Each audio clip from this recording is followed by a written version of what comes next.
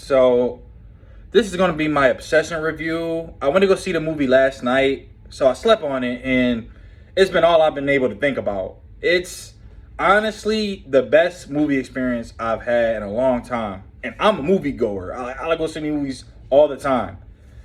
On a scale of 1 to 10, I will rate this like a 9.5. Off of first watch and just letting it sink in, 9.5, maybe even 10. I think I want to give it a 10. The movie was just so good. It kept me at the edge of my seat from start to finish. Just the commentary, like watching the movie, like while watching the movie, the atmosphere, what's about to happen next. After he made the wish, the movie was just it was like 10 out of 10. After he made the wish, which was at the beginning of the movie, it was a 10 out of 10. What's the girl who plays Nikki? Star. The acting on this movie is phenomenal. Like it's surprising. Like I don't know if this is the first movies that the entire cast have done. I've never seen them in anything else. Phenomenal. Everyone did great. Bear and Nikki, they were great in this movie. Like Bear being kind of like a despicable character and irredeemable to an extent. And I like how they didn't try to redeem him. Like you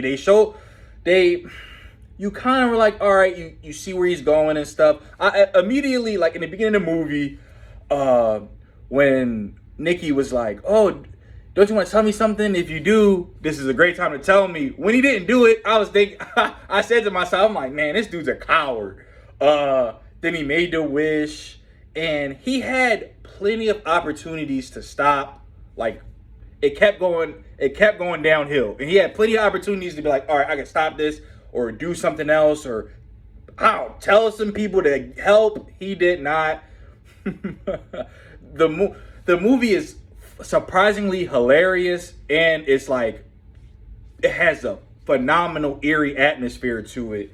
The scene where he was in when Bear and Nikki were in the restaurant, and he was like, hey, did your dad really die? And she's like, no. I was crying in laughter. I might have to say my favorite scene of the movie and all was when they went to Bear and Nikki's friend's house. I forgot the dude's name, but they were like having a game night or whatever, and they were playing a game. They were like doing that block game. I think it's Jenga, and it was like Bear. He took the block out and was like, "Kiss the person next to the left of you," and then the girl Nikki she had this crazy like Harley Quinn. I would even say Joker level frown on her face. Oh man, it was just amazing. Like. I haven't had an experience like this in a movie in a long time. And like even the end of the movie when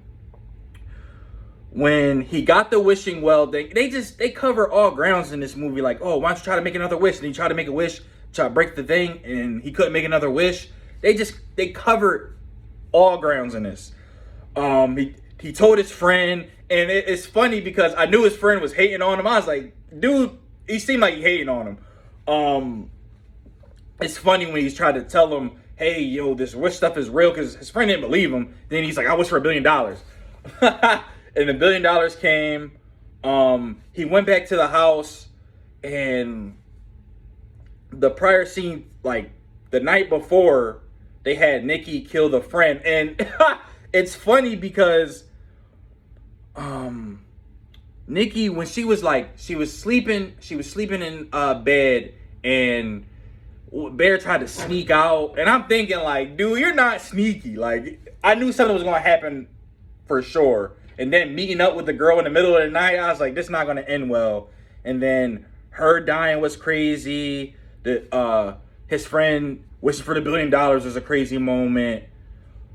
I want to say this. I'm just all over the place, but I want to say one of the most eerie scenes in the movies when he called the back of the card, or not, it wasn't a card, but like the hotline number for the wish hotline number for help, and he talked to the operator dude, and he was like, "Oh, you want to hear Nikki?" And then she was like screaming in the background and stuff. It would have been over for me for there. Like he was still going back into the house, entertaining it, which led to him being irredeemable. Like after you hear the screen and stuff, and it was one scene after like after that phone call where he actually talked to the real Nikki like she was asleep, like it was like the fake Nikki and then the real one, and she was like, "Please kill me, like this, it's not me." And he pretty much was like, "What about us?" And then she was like, we've never even really been together, honestly. And then he gonna say something like, "What's so wrong with being with me?" When he said those words, I was like, all right, it's gonna end bad for him. But and a big thing with a lot of entertainment properties is finishing and sticking the landing. And I believe that this movie greatly stuck the landing. I guess I should say spoiler alert, but I've been spoiling a lot of stuff. When they got to the house, Nikki kills Bear. Like she killed both of their friends. When he was in the bathroom and he took, like, I remember the cat. It was a scene in the beginning of the movie where the cat like ate these pills and died. He opened the medicine cabinet. He was about to take the pills, and then I was like, all right, if he does this, he's gonna kind of save the girl life. Because I was like, in like the middle of the movie, I had a thought in my head. I was like, you really, in situations like this, the fine print or like the wording of things are like, the specifics are important, and sometimes there are loopholes. And when he talked to the guy on the phone and he was like, as long as your heart's still beating or something like that, I was like, well, if his heart stops beating, technically he dies.